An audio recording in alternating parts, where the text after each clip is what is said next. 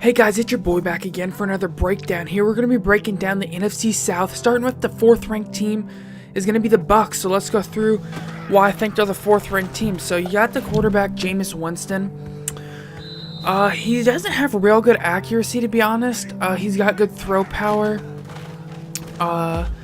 His accuracy is a little low, so my concern is with the new upgrade system, it upgrades randomly. You're banking on his accuracy getting upgraded. So, I mean, it's going to be cool because some people just might not develop, like, just under a certain person. So it's going to be kind of like real life. So you can't just bank on the fact that he's going to upgrade into a beast because you don't know what upgrades he's going to get. So, quarterback position, that's my thoughts on that.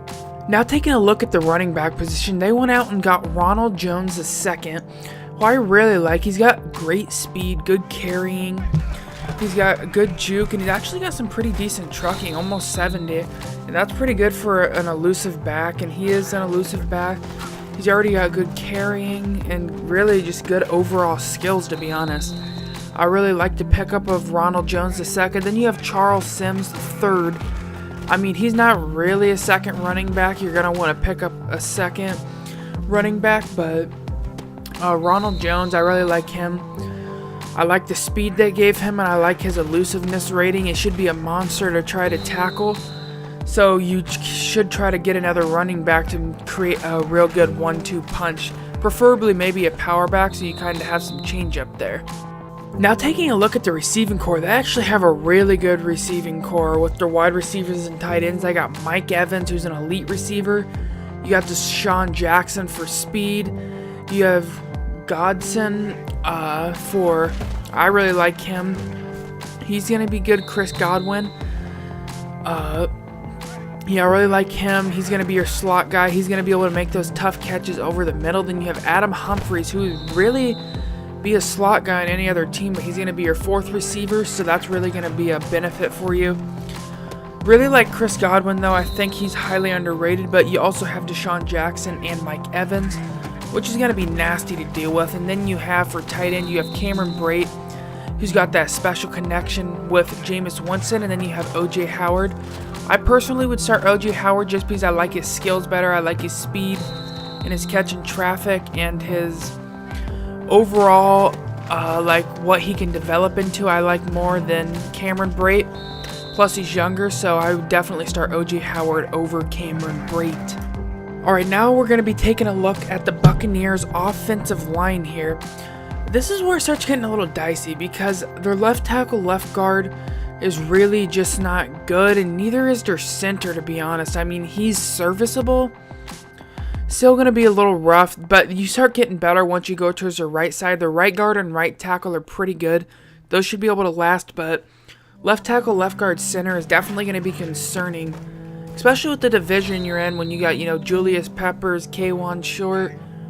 You're going to have Cameron Jordan. You're going to have some fearsome pass rushers that you're going to have to try to, get off you and to get some time to pass. So definitely going to be a position of concern, that whole left side of the offensive line, so keep that in mind as well. Now taking a look at the defensive line, I really like what they did here. They went out to go get Jason Pierre-Paul to get some pass rush, because to be honest, pass rush was definitely their weakest position last year and they really needed to upgrade it. So they went out to go get Jason Pierre-Paul. They got Vinny Curry from the Eagles. They already had Gerald McCoy. They got Mitch Unrein and Vita Vea.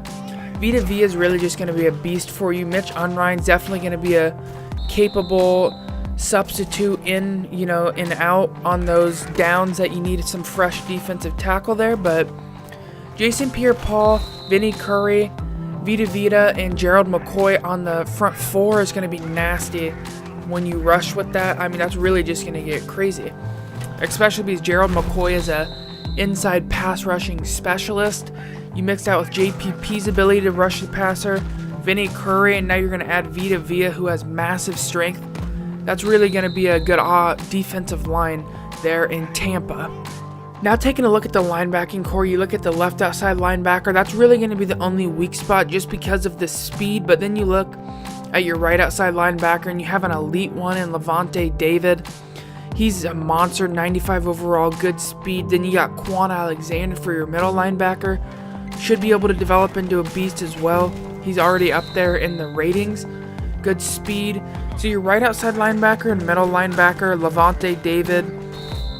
Then your middle linebacker should be good to go. It's just going to be your left outside linebacker. You're going to want to upgrade and try to get a little bit of speed there to stop the run, and if they have to quarterback contain, do whatever they have to do. But left outside linebacker should you be your only concern at the linebacking position.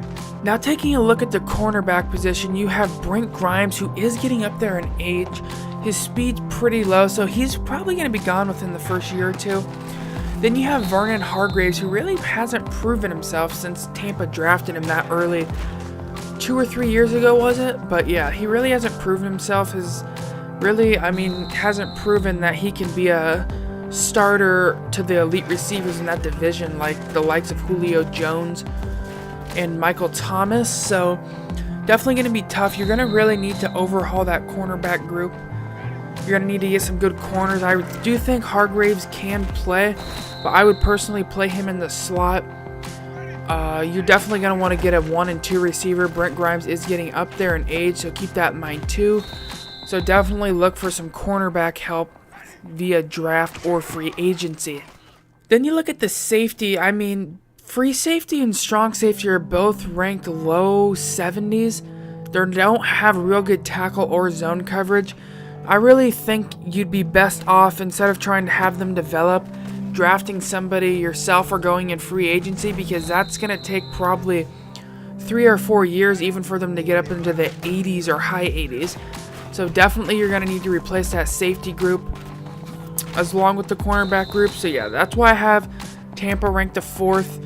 They do need some upgrades. Offensive line definitely needs some upgrades. So does their defensive back. Defensive back as a whole is definitely going to be their weakest position, but they have some good strengths, like the receiving core they have, the running back. They got some good stuff. Their defensive line is good too.